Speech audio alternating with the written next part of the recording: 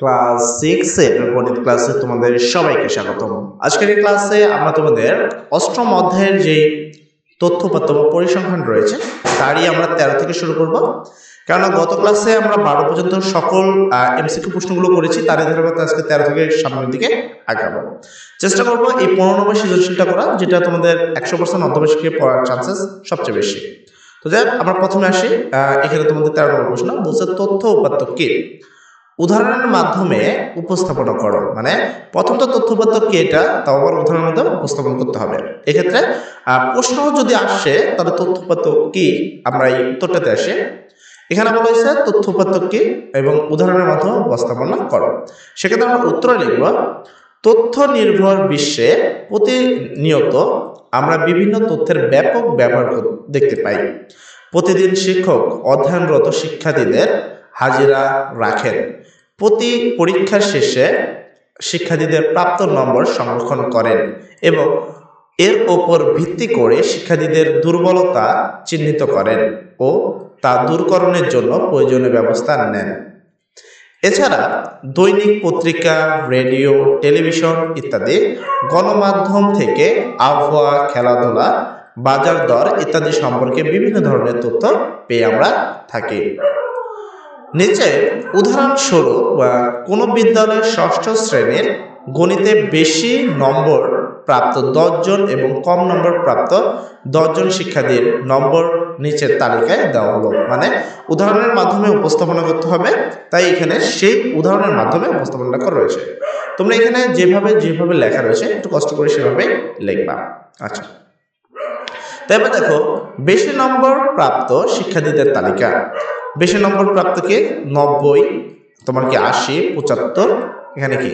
তো 90 পেয়েছে কয়জন? 1 জন, 80 পেয়েছে 2 জন, 75 পেয়েছে 4 জন এবং 70 পেয়েছে 3 জন। কম নম্বর প্রাপ্ত শিক্ষার্থীদের তালিকা। তাহলে কম নম্বর কে পেয়েছে? কম নম্বর কোনগুলো? 50, 45, 40, 35। 50 পেয়েছে 2 জন, 45 পেয়েছে 3 জন, 40 পেয়েছে 3 জন আর 35 পেয়েছে 2 জন। তো এটা হলো আমাদেরকে উদাহরণ উপস্থাপনের জন্য যে ছক, সেটা এবার আমরা সেই উদাহরণটা তাদেরকে বুঝিয়ে দেব যে উদাহরণটা তারা চাচ্ছে। এই তুলনামূলক তালিকা থেকে দুইটি সিদ্ধান্ত নেওয়া যায় যে হয় শিক্ষাক্রম শিক্ষার্থীদের উপযোগী নয় এবং তাদের চাহিদা মাফিক প্রণীত হয়নি, অথবা সংশ্লিষ্ট বিদ্যালয়ের গণিত শিক্ষক যথাযথভাবে শিক্ষাক্রমে বাস্তবায়ন করতে ব্যর্থ হয়েছেন। এর আলোকে প্রয়োজন অনুযায়ী ব্যবস্থা গ্রহণ করা যায়। উপরের তালিকায় যে বেশি নম্বর এবং কম নম্বর দেখানো হয়েছে তা হলো সংখ্যাভিত্তিক তথ্য। তাহলে তথ্য বিষয়টি কি আশা করি তুমি বুঝতে পারছো। আবার উপরের তালিকায় যে দুইটি সংখ্যাসূচক তথ্য দেওয়া হয়েছে তার প্রত্যেকটি একটি পরিসংখ্যান, অর্থাৎ ছাত্রদের প্রাপ্ত নম্বর যেমন হলো 90, 80, 75, 70 একটি পরিসংখ্যান। অনুরূপভাবে প্রাপ্ত নম্বর 50, 45, 40, 35 আরেকটি পরিসংখ্যান। পরিসংখ্যানে বর্ণিত সংখ্যাসূচক একটি তথ্য হলো প্রাপ্ত বেশি নম্বর সমূহ। এগুলো হলো পরিসংখ্যানের উপাত্ত। পরিসংখ্যানে বর্ণিত তথ্যসমূহের যে সকল সংখ্যা দ্বারা প্রকাশ এবং উপস্থাপন করা হয় তাই হলো পরিসংখ্যানের উপাত্ত। তাহলে উপরের অংশটা হলো তথ্য এবং নিচের অংশটা হলো তোমাদের উপাত্ত। আশা করি তথ্য উপাত্ত সম্পর্কিত তোমার ফুল ডিটেইলিং এবং সেই সম্পর্কে তোমার জানা হয়ে গেছে।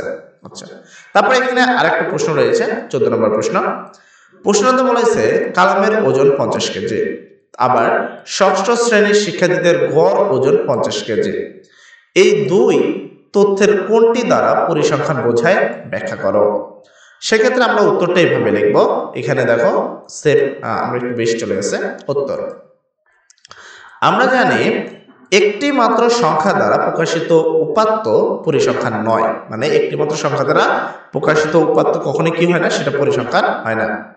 কালামের ওজন 50 কেজি, এ বাক্যে শুধুমাত্র একটি উপাত্ত রয়েছে, তাই এটি একটি পরিসংখ্যান নয়। মানে এটি কি কালামের ওজন শুধুমাত্র কালামের কথাই বলছে, বাকি কারো কিন্তু কথা এখানে বলা হয়নি। যদি অনেকের কথা বলতো তাহলে সেটা পরিসংখ্যান হইতো, কিন্তু যেহেতু একজনের কথা বলছে তাই এটা কোনো পরিসংখ্যান নয়।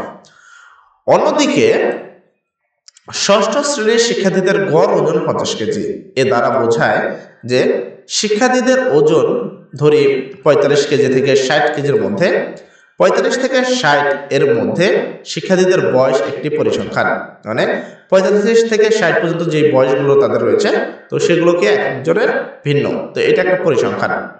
পরিসংখ্যানে বর্ণিত সূচক সংখ্যাসূচক একটি তথ্য হলো যে সকল ওজন 50 কেজি এর বেশি, এগুলো হলো পরিসংখ্যানের উপাত্ত। আবার 50 কেজির কম ওজন সমূহ পরিসংখ্যানের উপাত্ত। কাজে দেখা যায় যে ষষ্ঠ শ্রেণীর শিক্ষার্থীদের গড় ওজন 50 কেজি, এটি দ্বারা একটি পরিসংখ্যান বোঝায়। তাহলে কোনটা দ্বারা পরিসংখ্যান বোঝালো এবং কোনটা দ্বারা পরিসংখ্যান বোঝালো না, আশা করি সেই টপিকটা তুমি বুঝতে পারছো। আচ্ছা, এরপরে তোমরা এখানে একটি প্রশ্ন দেখতে পাচ্ছ, 15 নম্বর প্রশ্ন। বলা হয়েছে তোমাদের শ্রেণীর 20 জন ছাত্রছাত্রীর গণিতে প্রাপ্ত নম্বর এখানে দেওয়া হয়েছে। 1 নম্বর প্রশ্ন, এই উপাত্তগুলো কি বিন্যস্ত উপাত্ত? তাহলে বিন্যস্ত উপাত্ত কাকে বলে, অবিন্যস্ত উপাত্ত কাকে বলে, সেই টপিকটাকে জানতে হবে। জানলে কিন্তু এই প্রশ্নের ইজিলি উত্তর করা যায়। যাই হোক, আমরা এই ক্লাসে এই সৃজনশীল প্রশ্নের উত্তরটিও দিয়ে দেব। প্রথম কথা, ক নম্বর, যে সকল উপাত্ত সমূহ মানের ঊর্ধ্বক্রম বা অনুক্রম কে অনুসারে সাজানো থাকে তাকে বিন্যস্ত উপাত্ত বলে। তাহলে বিন্যস্ত উপাত্তকে হয় মানের ছোট থেকে বড় ভাবে সাজানো থাকবে অথবা বড় থেকে ছোট ভাবে সাজানো থাকবে, তাহলে সেটা বিন্যস্ত উপাত্ত। প্রদত্ত নম্বর সমূহ ঊর্ধ্বক্রম বা অর্ধক্রম কোনোভাবেই সাজানো নেই, তাই এই প্রদত্ত উপাত্ত সমূহ বিন্যস্ত উপাত্ত নয়। তো ইজিলি এটা কোনো ছোট থেকে বড় সাজানো নেই, বড় থেকে ছোট সাজানো মিক্স রয়েছে, তাই এটাকে বিন্যস্ত উপাত্ত নয়।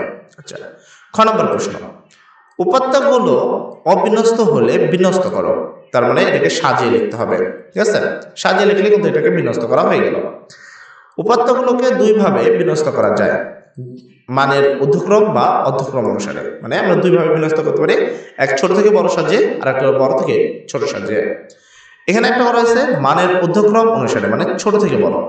তো সে অনুসারে যদি তুমি সাজাও, 2টা 30 পাবা, একটা 35, 2টা 40, একটা 50, 3টা 60, একটা 65, 2টা 70, 2টা 75, একটা 80, 85, 2টা 90, 95, একটা 101টা। এটা হলো কি করা হয়েছে, ঊর্ধ্বক্রম মানে বড় থেকে ছোট সাজানো হয়েছে। আবার মানের অর্ধক্রম অনুসারে সাজে। এবার আগে তো ছোট থেকে বড় সাজানো হয়েছে, এবার কি করেছে, বড় থেকে ছোট, মানে উল্টা করা হয়েছে। জাস্ট এভাবে উল্টা ভাবে তোমরা দেখো, এখান থেকে উল্টা করে সাজানো আছে। এখানে যেমন হলো তোমার এখানে 100 আছে শেষে, এখানে 100 আছে প্রথমে, এখানে 30 আছে প্রথমে, এখানে 30 আছে শেষে। তো এইভাবে কি করা যায়, সাজানো যায়। ঘ নম্বর প্রশ্ন, উপাত্তগুলোকে মানের অর্ধক্রম ও অর্ধক্রম অনুসারে সাজানো। দেখো অলরেডি আমরা কত সাজাইছি, যেটা ঊর্ধ্বক্রম সেটা কি ছোট থেকে বড়, আর অর্ধক্রম যেটা সেটা হলো বড় থেকে ছোট। তো অলরেডি সাজানো আছে, জাস্ট ওইটা নিয়ে এখানে বসে দিবা। উপাত্তগুলোকে মানের ঊর্ধ্বক্রম ও অর্ধক্রম অনুসারে সাজিয়ে লেখা হলো। মানের অর্ধক্রম অনুসারে ওই যে ওখানে যা লেখা আছে ওইটা দেখে দেখে তোমরা এখানে হুবহু লিখে দিবা, কারণ ওই লেখাটাই এখানে রয়েছে। আবার কি মানের অর্ধক্রম অনুসারে, অর্ধক্রম মানে ছোট থেকে বড় সাজানো, মানে বড় থেকে ছোট সাজানো হয়েছে। তো এটাকে জাস্ট উল্টা করে লিখে দিবা দেখে দেখে, যেহেতু অলরেডি সাজানো হয়েছে। তো এই হয়ে গেল মোটামুটি তোমাদের সৃজনশীল প্রশ্নের উত্তর। তবে আমি যেমনটা বললাম যে এই সৃজনশীল প্রশ্ন আসতে পারে, বাট আমি তোমাকে একটা সৃজনশীল দিয়ে দিচ্ছি। এই যে সৃজনশীল নাম্বার 23, তারপরে এখানে তুমি সৃজনশীল নাম্বার 25, এই সৃজনশীল নাম্বার 25কে তোমাকে আমি 100% শিওর দিচ্ছি যে এই প্রশ্নটা আসবে। দেখ আমরা নেক্সট ক্লাসে সামনে যাব। আজকের ক্লাস এতটুকুই। সবাই ভালো থাকো, সবাইকে দোয়া করি। আসসালামু আলাইকুম।